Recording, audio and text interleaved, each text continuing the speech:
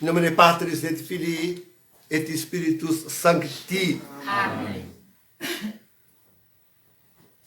Estamos então, caríssimos, na primeira quinta-feira, depois que se encerram as festas pascais. É uma coisa que eu não entendia, porque criado no Novus Ordo, eu não entendia por que se deixava uma semana vazia, isto é, sem a celebração. Eu falava isso, sem celebrar já o Corpus Christi, isso é na semana passada. E é só agora que eu compreendo, não, mas a semana passada inteira era a festa de Pentecostes. Né? Essa que é a primeira semana livre, a semana passada inteira era a festa de Pentecostes. Esta, de fato, é a primeira quinta-feira livre depois da Páscoa. Digo sempre, na verdade, a festa odierna é uma duplicata. A verdadeira festa de Corpus Christi é na quinta-feira santa. É lá que é a verdadeira festa de Corpus Christi. Mas lá ela está muito cercada de toda a tristeza, de toda a angústia dos nossos corações. Véspera da paixão do Senhor. Como fazer uma grande festa? É difícil, é difícil.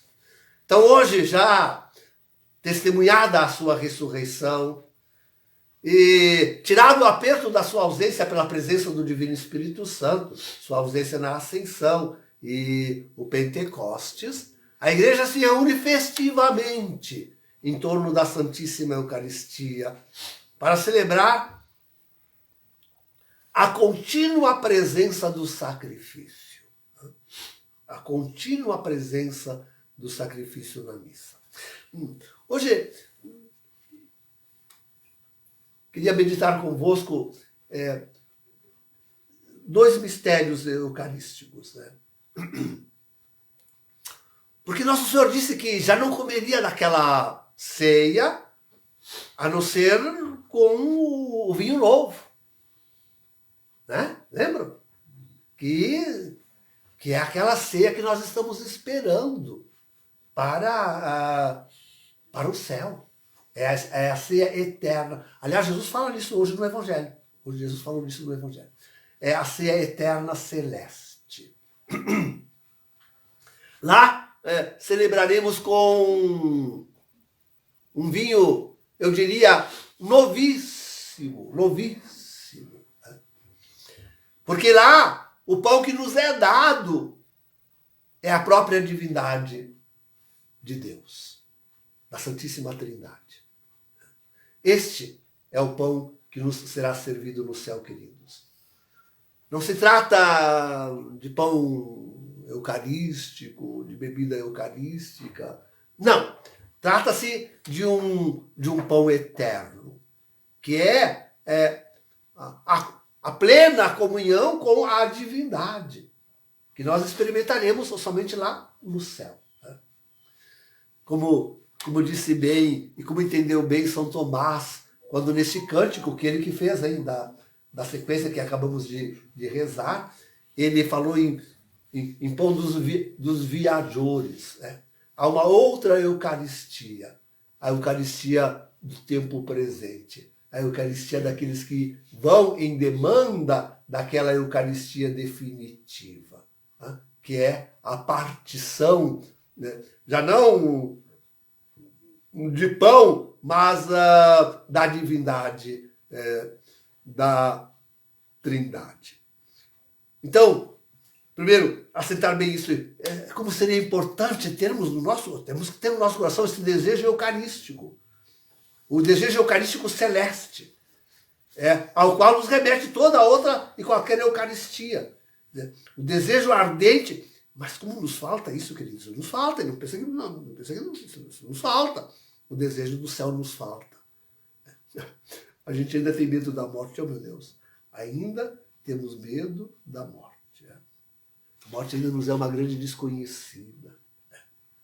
E obstaculiza a plena visão do nosso destino celeste. Hoje, precisamos arder de desejo. Sim, até porque alimentados pela Eucaristia do viator, do viajor, né?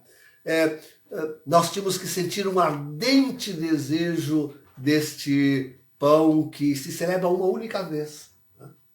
Não se repete. É uma vez só e para sempre que Deus partilha conosco da sua divindade. Esse pão dos viajantes, que nós vamos partilhar, logo vamos partilhar, é necessário para aquele. Mas sempre é um pão de viajores, que precisa sempre estar se alimentando, sempre repetindo, e volta de novo. E a gente vai aos poucos, galgando devagarzinho, e querendo chegar lá, e continua sempre na busca, na procura, na espera, no desejo. Falando no pão da Eucaristia, eu queria sentir convosco hoje quão pouco a Santíssima Eucaristia foi compreendida, ou é compreendida. Tão pouco ela é compreendida. Se nós não compreendemos aquela celeste, parece que menos ainda compreendemos a terrestre, aquela que nos acompanha nessa viagem. Não se esqueçam que o viático, a última forma de tomar a comunhão antes de morrer, é o último passo para a Eucaristia eterna. Então, sim, nos acompanha até lá.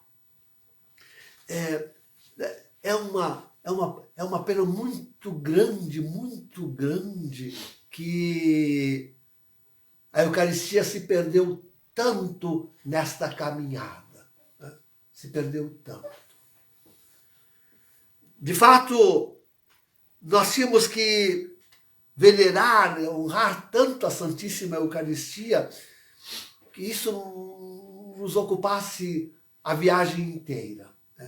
A viagem inteira.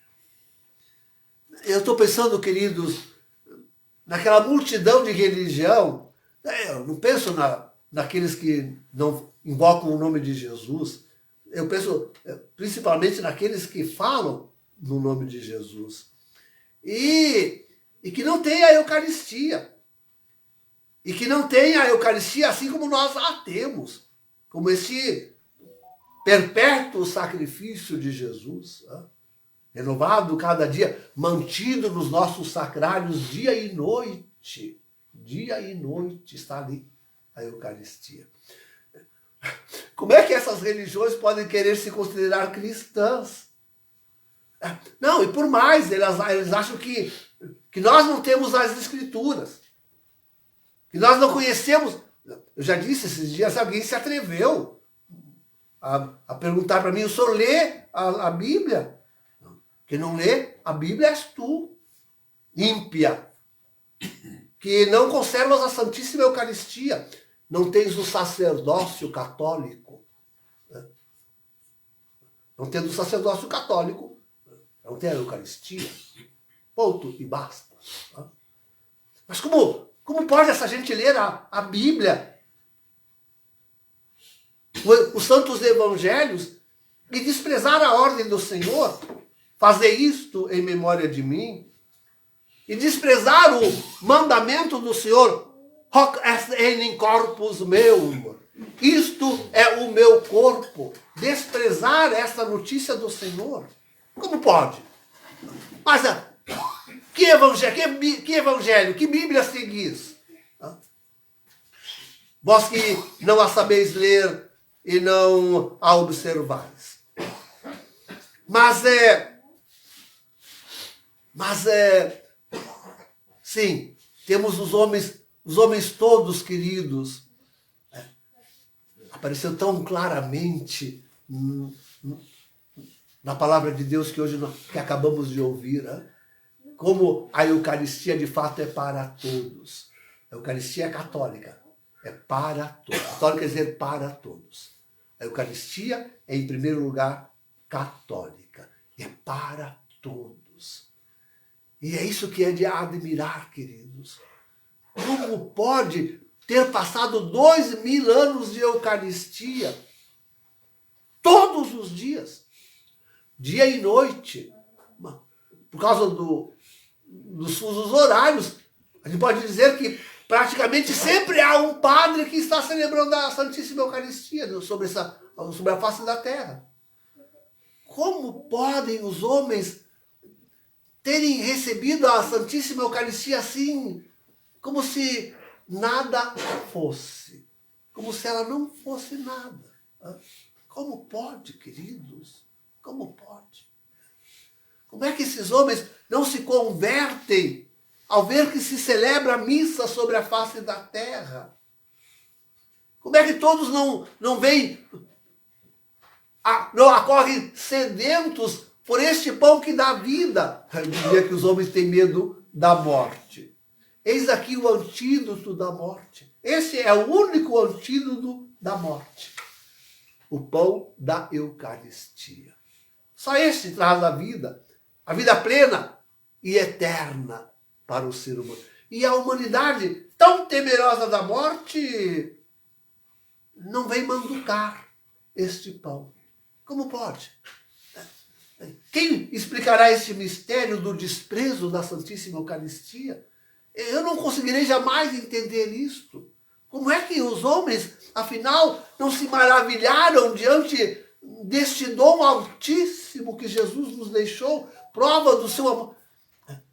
Jesus está sofrendo, Jesus está dando a vida. Há 2000 anos que Jesus está sofrendo e dando a vida em testemunho de amor, do amor de Deus, do amor de Deus, do Pai por nós. E os homens não desprezam, não se reúnem para celebrar esse testemunho, como ele mandou que o fizéssemos. Quem entenderá isto, queridos? Quem entenderá isto? Quem?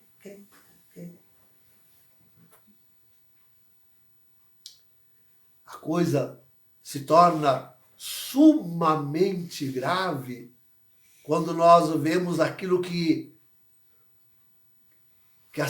a Santa Igreja Católica, aquela que detém mesmo o poder eucarístico, está celebrando a Eucaristia. Aí agora cabe bem a palavra do apóstolo. Em primeiro lugar, para o sacerdote, hein?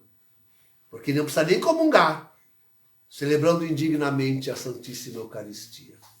E olha, celebra indignamente a Santíssima Eucaristia hoje quem celebra ela em comunhão com o antipapa e falso profeta Francisco. Esse sacerdote está celebrando indignamente, tomando a sua própria condenação ao celebrá-la em comunhão com o antipapa. Esta que é a verdade. Mas pensar na multidão dos católicos que de alguma forma creem na presença real de Cristo em corpo e sangue, alma e divindade na Santíssima Eucaristia, e contudo comungam indignamente. Seja com uma fé apoucada, seja com uma vida de santidade. Seja com uma vida de santidade. Então, e depois, queridos, agora vamos pensar no tratamento que oficialmente a Igreja deu desde a reforma litúrgica de Paulo VI Bonini. Deixar a reforma litúrgica ordenada pelo Concílio do Vaticano II nas mãos de um bispo maçônico. Como pode ter isso acontecido? Como podem ter convidado aqueles 6 homens de outras religiões evangélicas que seja, para acompanharem esta reforma? Uma coisa que é absolutamente católica, não tem mais nada católico, mais católico do que a Eucaristia. Fazer isto em memória de mim. Já digo que é por graça que essa gente se reúne e faz toda a folia que eles fazem, mas não tentam celebrar a Eucaristia. Digo que é por graça, porque não sendo sacerdotes, não celebrariam do mesmo jeito. Mas fariam lá uma outra palhaçada maior do que aquelas que já... uma palhaçada ainda maior do que aquela que já fazem. É isso que fariam. Uma palhaçada maior do que aquela que já fazem.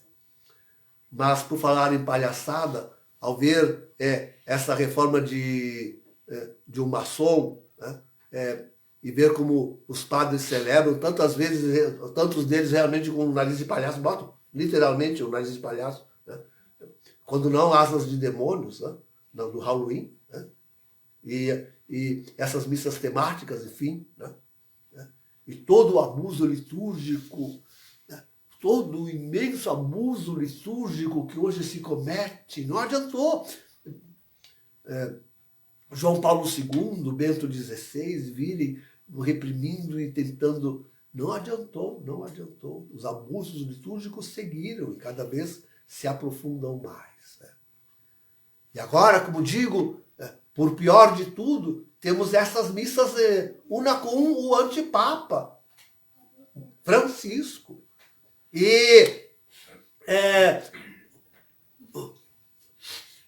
que coloca a Santíssima Eucaristia nas mãos da tríade demoníaca, que nós temos descrita em Apocalipse, capítulos 12 e 13.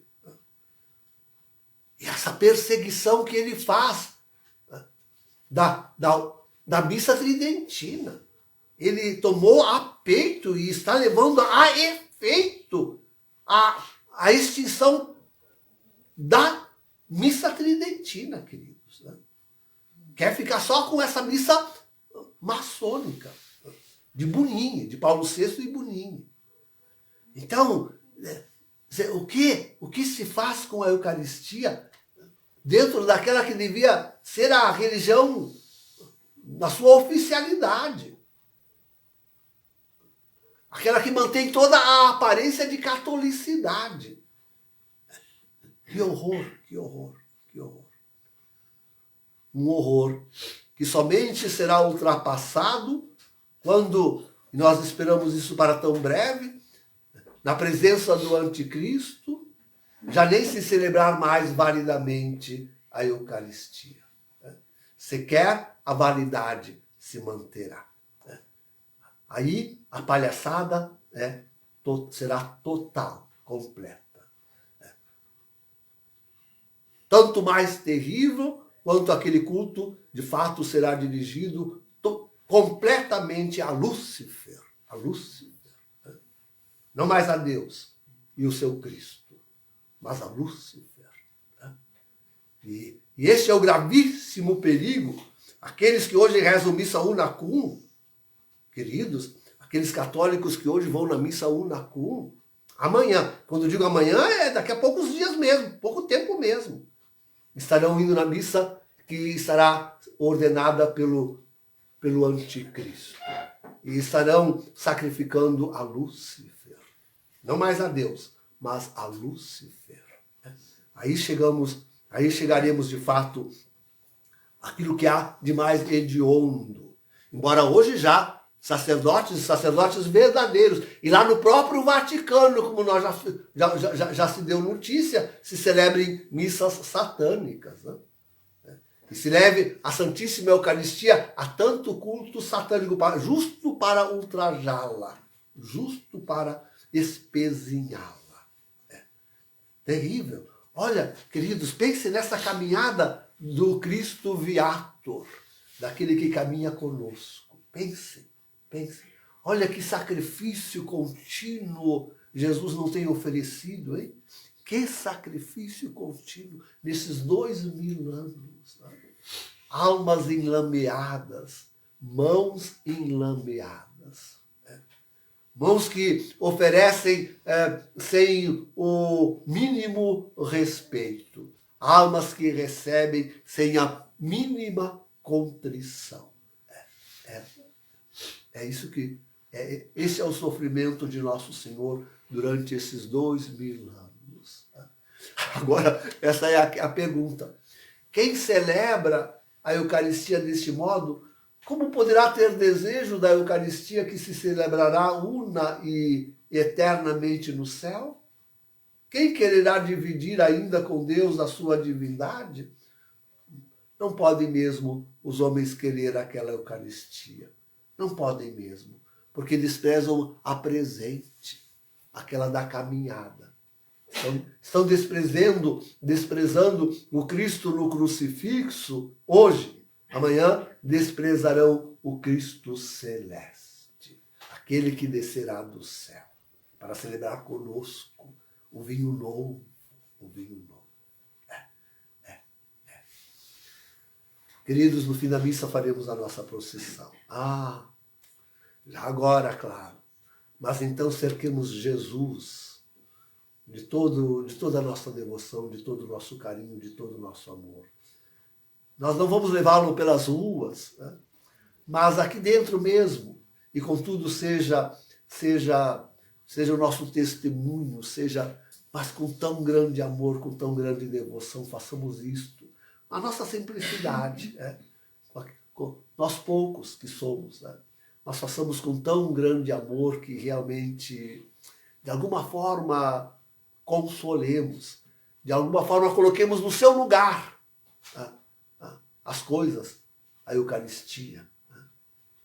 Coloquemos a Eucaristia como aquela moeda que carregamos para pagar pela Eucaristia celeste, aquela que é impagável. Né? Sim, e nós possamos receber a Eucaristia de hoje como o penhor da futura, daquela que havemos de receber eternamente. Em nome do Pai, do Filho e do Espírito Santo. Amém.